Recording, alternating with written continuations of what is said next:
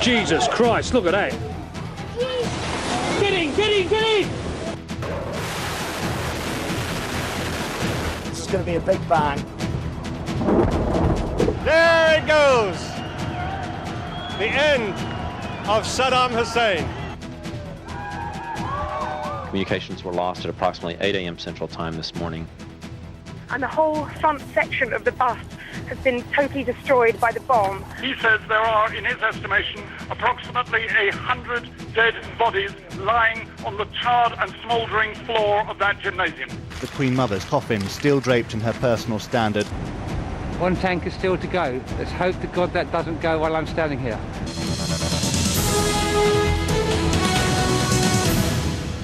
So after more than 5 years and 47,000 hours of news, this is the final programme on the ITV News channel. It's been a roller coaster ride. From September the 11th to the invasion of Iraq, the death of the Queen Mum to the marriage of Charles and Camilla, 2 general elections and countless breaking news stories.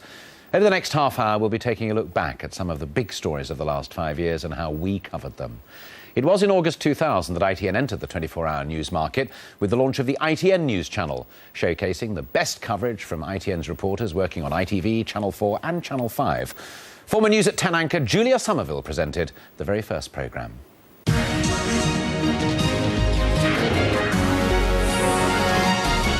This is the ITN News channel. Dump the pump, drivers' petrol price verdict.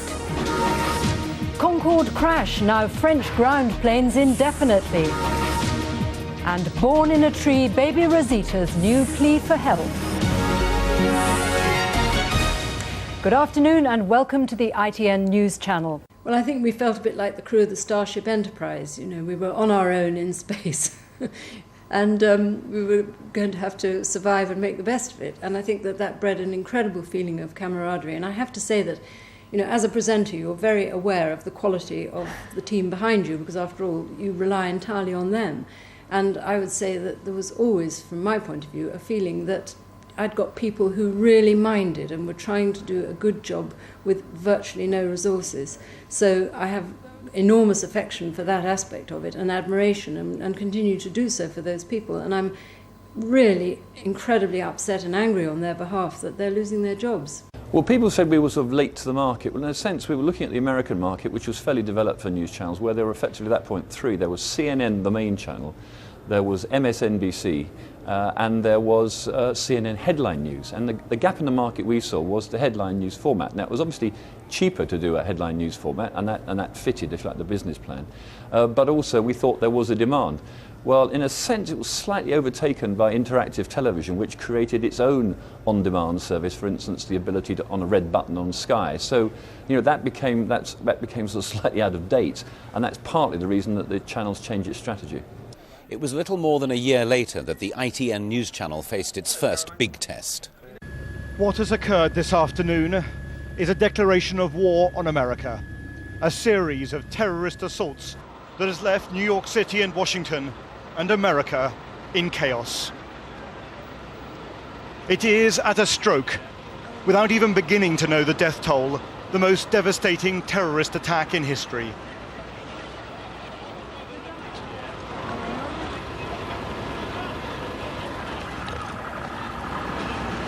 This is Manhattan. Images that will live along with Pearl Harbor in infamy.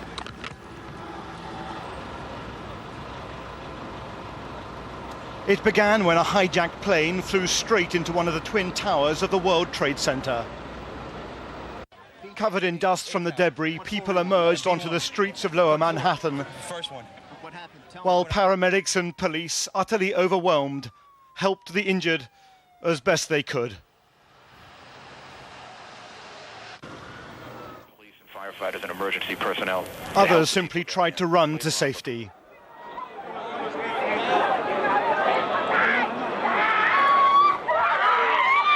For some, it was a deep shock mixed with a single, terrible and all-consuming question.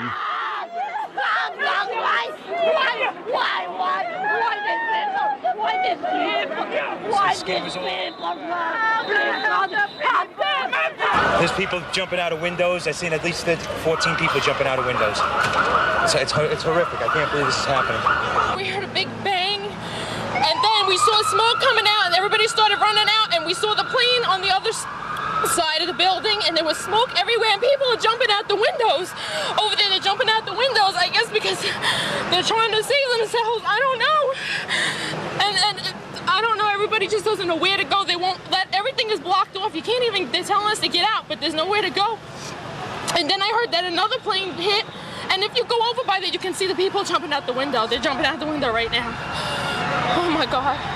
I was on News 24 on September 11th, and undoubtedly that was the coming of age, really, of the BBC News 24 and the ITV News channel. And it gave ITV as a channel, and it gave the BBC an instant way of switching that news onto air very quickly, and it was covered in a fantastic way by Sky and BBC and ITV. And it's a shame now that, in a way, for ITV, they won't have that facility anymore so quickly to switch to people who know how to do 24-hour news at the drop of a hat.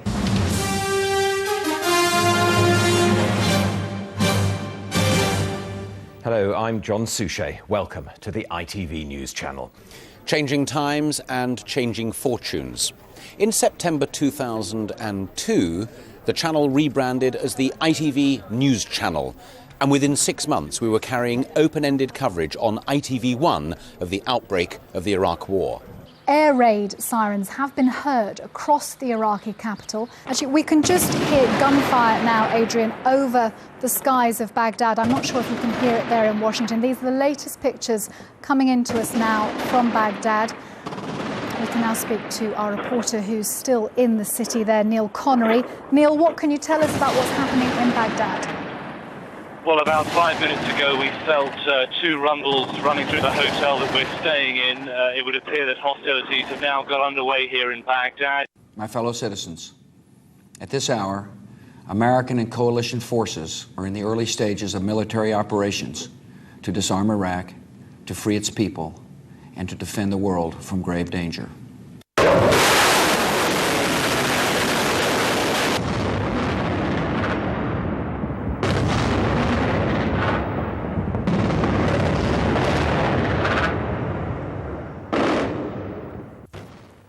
Those were the dramatic scenes that signalled the start of the war on Saddam, missiles hitting the heart of Baghdad. Good morning to ITV1 viewers and welcome to this ITV News Channel special programme. More air raid sirens sounding by the minute. A rush towards Iraq is gathering pace. We've been here for about 45 minutes and watched a steady stream of vehicles, tanks, men, armoured personnel carriers going that way. I am travelling with British forces, and literally within the last few minutes we have crossed from Kuwait into Iraq. We are now in hostile territory. We're getting word in from the Pentagon, and they are confirming that what they are terming that shock and awe strike has begun. Ian, it's Mark Austin in Kuwait. What are you hearing and seeing? Well, Mark, I'm in the middle of what is already the most sustained and massive attack on the centre of Baghdad that we have seen in this entire brief war. There's no less than 5 or 6 major buildings that are now in flames. The entire city centre has been shaking with massive explosions. Several buildings are on fire. There are plumes of dark smoke going into the night sky. This is going to be a big bang. This is on a completely different scale from everything else that has gone before. This isn't just an attack on bricks and mortar. It is an assault on the human senses. What can you tell us about that particular battle going on at the moment? Well, Angela, we're some distance behind British forces in the Kuwait desert, but nevertheless, the sound of that battle going on is very clear.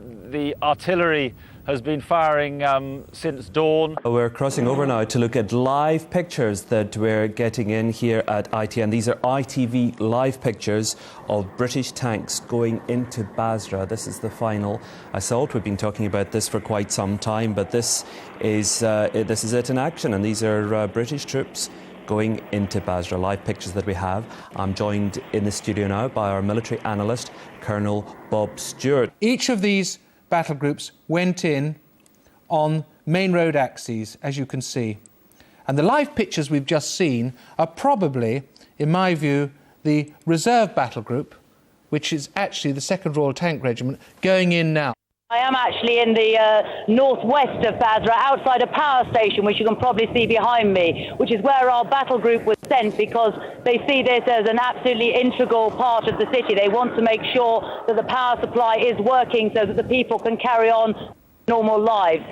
One of our reporters in Baghdad, Neil Connery, joins me now. Neil, tell us what you know of what is going on there.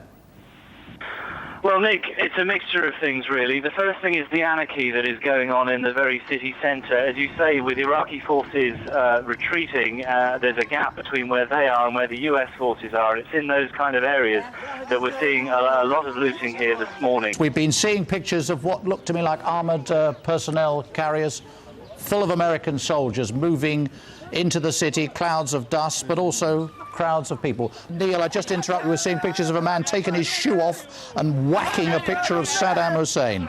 Absolutely giving it a bashing. And another chap is doing things I don't really want to talk about on national television to it. Within the past hour, I can confirm I've met American soldiers from the 1st Marine Expeditionary Force on the streets of the Iraqi capital. Ironically, they were guarding the Canal Hotel, which was the headquarters for the UN weapons inspectors. How you doing? My name is John Irvine. Sergeant, good morning. How you doing? From ITN. Nice to meet you. Sergeant, you say? Yes, sir. Welcome to Baghdad. This is the decisive moment. They're showing the Iraqis they're in charge. They can come in with impunity. There is no resistance. There is no small arms fire. It is effectively all over. The efforts by the local population to remove and topple that statue of Saddam Hussein is now being helped by the US Marines. 3, 2, 1. There it goes. The end of Saddam Hussein. One last pull.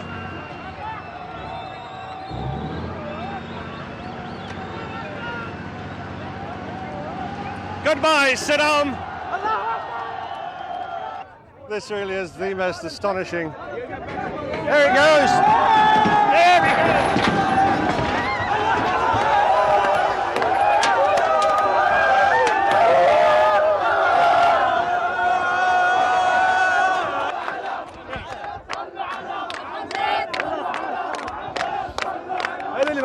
I don't understand a word of Arabic, but I think I know what they're saying.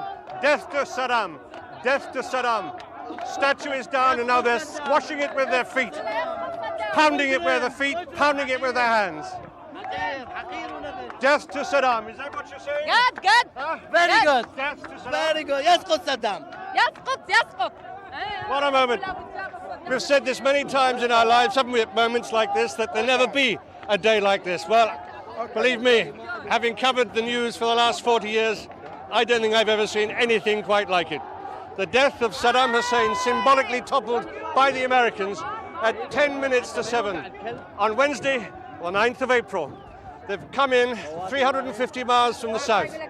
Despite Saddam's threat of a ring of steel around the city, despite Saddam's threat of a human barrier to stop the Americans coming in, they have arrived. And you know, not a shot has been fired in anger against them. How about that? But coverage of the war demonstrated some of the limitations of the presentation style. Single-handed presentation in a studio that was custom-built for appointment-to-view bulletins. So, in 2004, the channel rebranded again. New formats, new presenters, and a state-of-the-art virtual reality studio.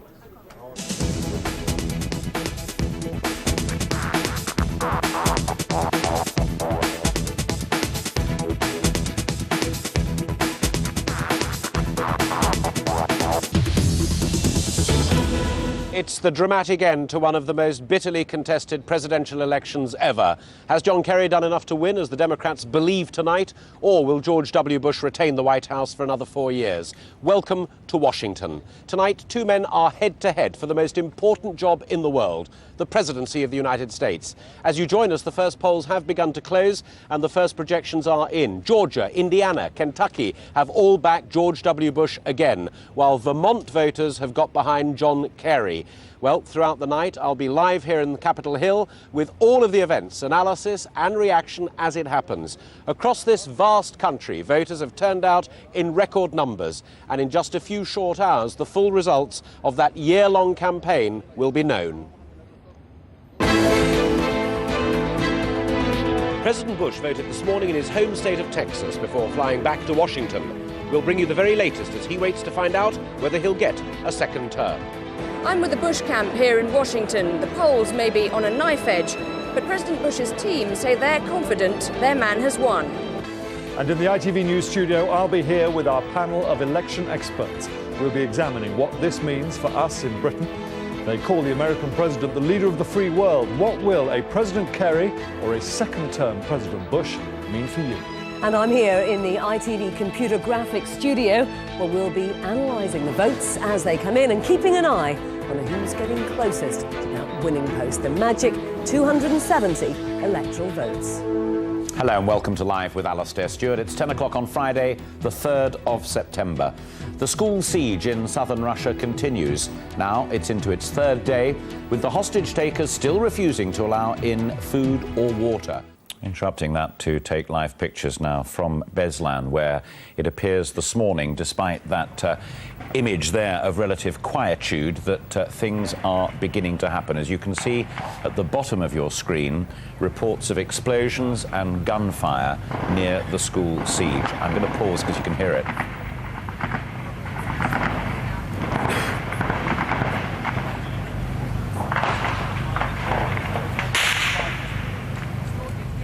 Draw your attention to the box at the left-hand bottom corner of your picture. These are live pictures and those are live sounds of what is going on around that school at the moment. We are back to the school now, which leads me to underline the point that is at the bottom of your screen there. The school roof has partly collapsed. Interfax, which is the Russian news agency, are saying the roof of the school in southern Russia, where hundreds of hostages were being held, has partly collapsed after a series of explosions. As people at home are reading there, Martin, that a group of naked children are seen fleeing from the school, and there's a child literally being carried out as we look there. Just right in the centre of the screen, two men and a woman running there, was a child was being carried from the school, hopefully to safety. These are more children. They're right in the middle of the screen to the left of the blue van, a naked child, another one to the right. These kids are alive. That's about the only good thing you can say for them. They're out of the school, they're alive, they are naked, starving and dehydrated. But the amazing thing is they're still running after 3 days. Teenager there, young girl rushing across, two of them. Soldier points the way. You're out, you're safe, go there. Julian, where are you? Tell us what's going on. Hello? Yes, Julian, we can hear you. Tell us what's going on. Okay. Sorry, I'm sorry about this. I'm inside the school, and you can probably hear that there's fighting still going on. The scene is really extraordinary. The building is heavily damaged. The gymnasium, which makes up one wing of the school, has been burnt out completely. And until a few minutes ago, when the fighting started again, there were firemen attempting to put the fires out. All around me, we're crouching behind one small part of the building, and all around me are emergency workers and soldiers crouching down behind any piece of cover. The Chechens have been driven out of the school itself, but there appears to be some, that's a rocket grenade just going off, there appear to be some holding out on the far side of the building. And there are Russian armoured cars firing at them. There's one armoured car on this side, in other words, the main entrance of the school, which has driven right up to the entrance of the school and practically smashed into the wall. In case you've just joined us, this is what has been going on in the last hour or so in that town in southern Russia where the school siege appears mostly to be at an end. Our correspondent Julian Mannion is inside that school. He's been right in the thick of the fighting. We've heard masses of fire. You can hear it again now. Let's just go straight back to him. Julian, what's going on? I'm still inside the school. I'm not actually inside in the sense I'm not in the courtyard, but I'm actually inside a room which directly gives onto the courtyard. We actually climbed in through the window to take cover from some of this firing that was going on. Now, what I can tell you is a dramatic development. Our cameraman, Sasha, has managed to get very briefly inside the gymnasium where most of the hostages were held, and which is now a smoking ruin with the roof collapsed. He says I didn't get that far, and Sasha was thrown out by the Russian authorities within a minute or two of getting inside there. He says there are, in his estimation, approximately 100 dead bodies lying on the charred and smouldering floor of that gymnasium. That is his estimate. He says a large number of dead bodies are lying inside the gymnasium, which is where, as we know, most of the hostages were being kept. I think both Sky and BBC did pick up one or two tricks from the ITV News channel, notably in the use of sort of top terrestrial presenters on ITV News channel, which the BBC have been rather slow to pick up on but are now doing, I think.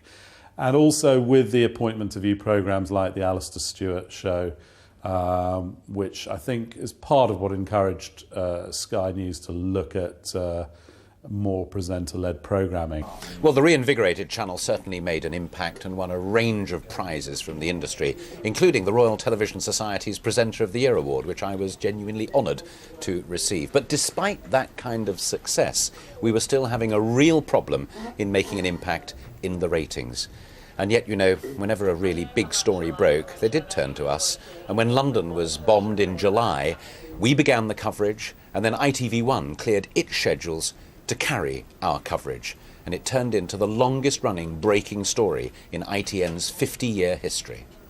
Right, I'm going to bring you some breaking news. You can see there at the bottom of your screen there has been an explosion at Liverpool Street Station in the City of London. That, according to British Transport Police, emergency services have been called to the scene. I can see a red double-decker bus. The front of the bus has been totally destroyed. It's been ripped apart by a bomb. There are walking wounded. The police and paramedics are helping them into cars and ambulances. There are helicopters in the air. There are fire engines all around.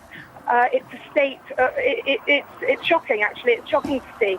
Good morning, welcome to viewers on ITV1. You're joining the ITV News channel because there is a major incident in central London today. No, I think you can now see on your screens, this is Russell Square, and that, I think, on the side of the screen is actually the bus that was hit by the blast. The reports that we've had from the scene suggest that the bomb was on the bus, that it ripped the roof off the bus. It was very recognisable, and I think that that's what you can see on the right-hand side of the screen. It would appear that that looks like the roof of the bus that's lying off and towards the side where the tree is.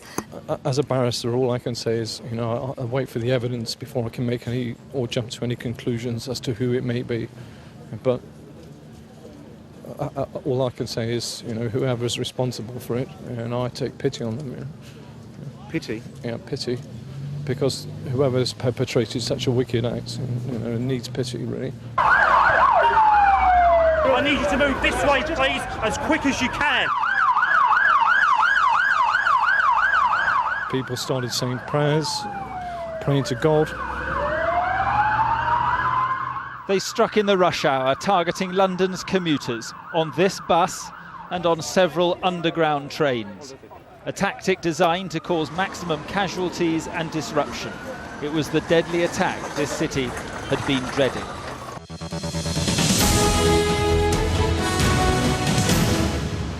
Hello, it's 4 o'clock. I'm Steve Scott at Russell Square in central London. And I'm Felicity Barr at Tavistock Square. The day after the London bombings, these are the main headlines. The other big story of 2005 was the tsunami. ITV News Asia correspondent John Irvine was amongst the first to file an eyewitness report. Myself and my family who are here on holiday, obviously we're on the beach, and I noticed a line way out to sea. I reckon it was about a mile out. It was a line of what looked to be white foam, and we had no idea that there'd been an earthquake. And I ran into our beachfront bungalow and to look for a camera. And I guess I spent a minute looking for it. I couldn't find it. And I came back out again, and the guy who runs the hotel was screaming at people to get off the beach. I looked out to sea, and I guess at this stage it was about 100 yards, maybe 200 yards off the beach, this wall of water heading our way. And my wife screamed to me. She grabbed our daughter Elizabeth, and I looked frantically for my 5-year-old son Peter, and he was looking out to sea. He was mesmerised, hypnotised by the wall of water that was heading our way. So I just sprinted for the boy, and I grabbed him.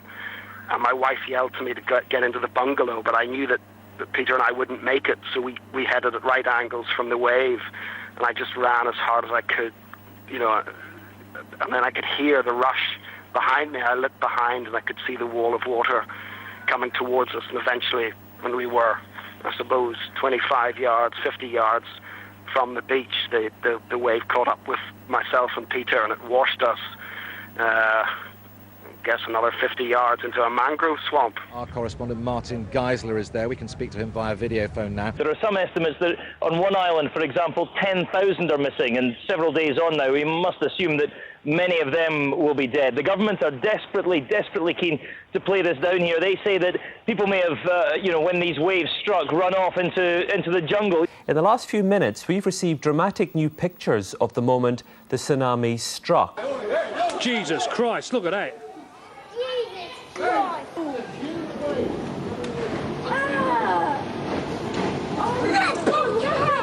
I know, I can see it. That wave is a good 15, 20 feet tall. Easy.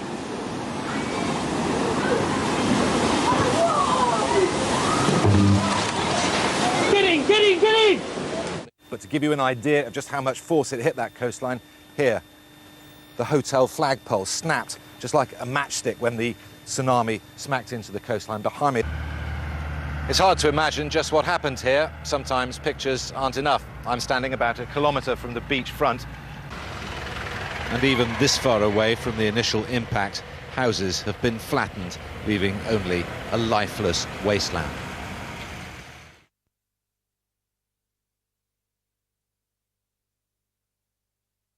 It all went wrong because the ITV news channel was always the third player in this marketplace. It was always the smallest, it was always the least well-resourced, and it really couldn't punch its weight against Sky and against the BBC. And ultimately what's happened is Freeview, the platform Freeview, has become so successful that spectrum capacity on Freeview is so valuable that basically ITV has decided its money is spent better somewhere else other than news. The staff have been the heroes. I mean, they were pushed to extraordinary sort of technological limits when we introduced new technology. They rose to that challenge. There were constant rumours, pretty much from the day it opened, that it was going to close, and people produced really an excellent service on low cost. And I think they should, have their heads high today, that they, in difficult circumstances, produced a service which independent people have said punched well above its weight on the air.